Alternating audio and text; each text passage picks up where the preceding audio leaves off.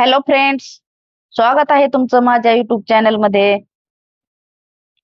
Friends, आपण आज टणटणी व जखमजोडी या वनस्पतीचे फायदे जाणून घेऊया।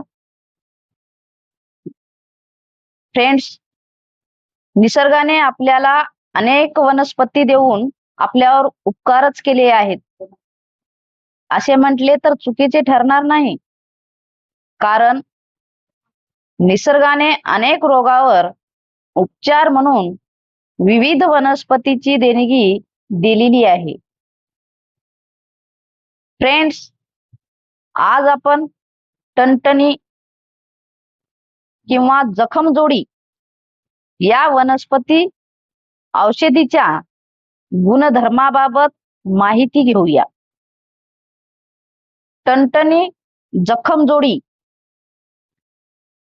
बुगडी व प्रदेशी आणि संस्कृत भाषेमध्ये संधानी असेही म्हणतात। जखमजोडी किंवा टणटणी ही वनस्पती आपल्याला कुठेही सहज आढळून येणारी वनस्पती आहे। शेतात किंवा शेतातील धुऱ्यावर, घराशेजारी किंवा रिकाम्या जागी कुठेही सहज आढळून येते।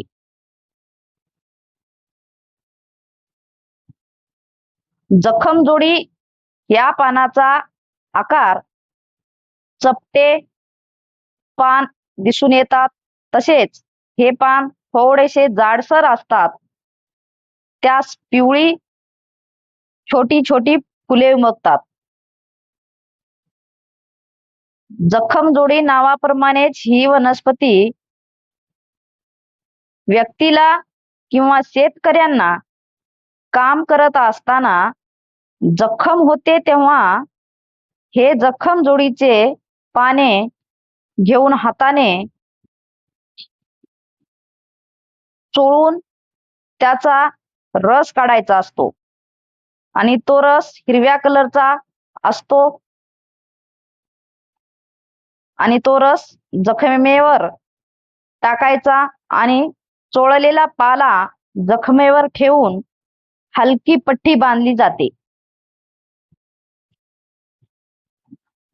त्यामुळे जखम लवकरात लवकर बरी होते। दुसरा महत्त्वाचा फायदा म्हणजे केस गळती।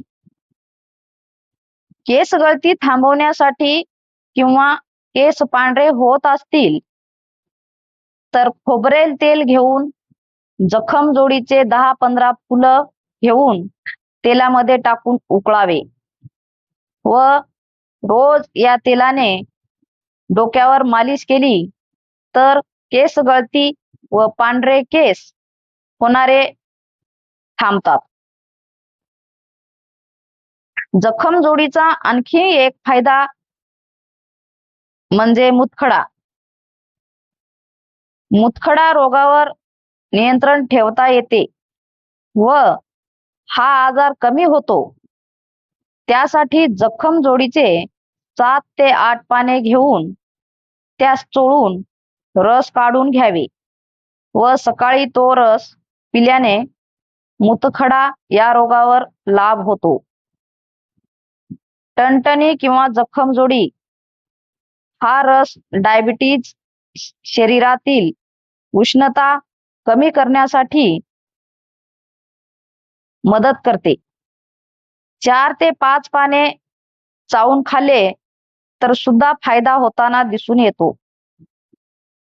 मराठीत एक म्हण आहे, अति तिथे माथी। जखमजोडीचे फायदे आहेत म्हणून अति सेवन म्हणजे वर्षानुवर्ष सेवन करत राहिल्यास त्यांचे शरीरावर साइड इफेक्ट होतात।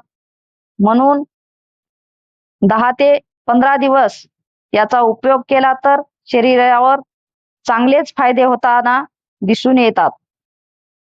मंडळी, तुम्हाला जर ही माझी माहिती आवडली असेल तर माझ्या चॅनलला लाईक आणि सबस्क्राईब करा। धन्यवाद।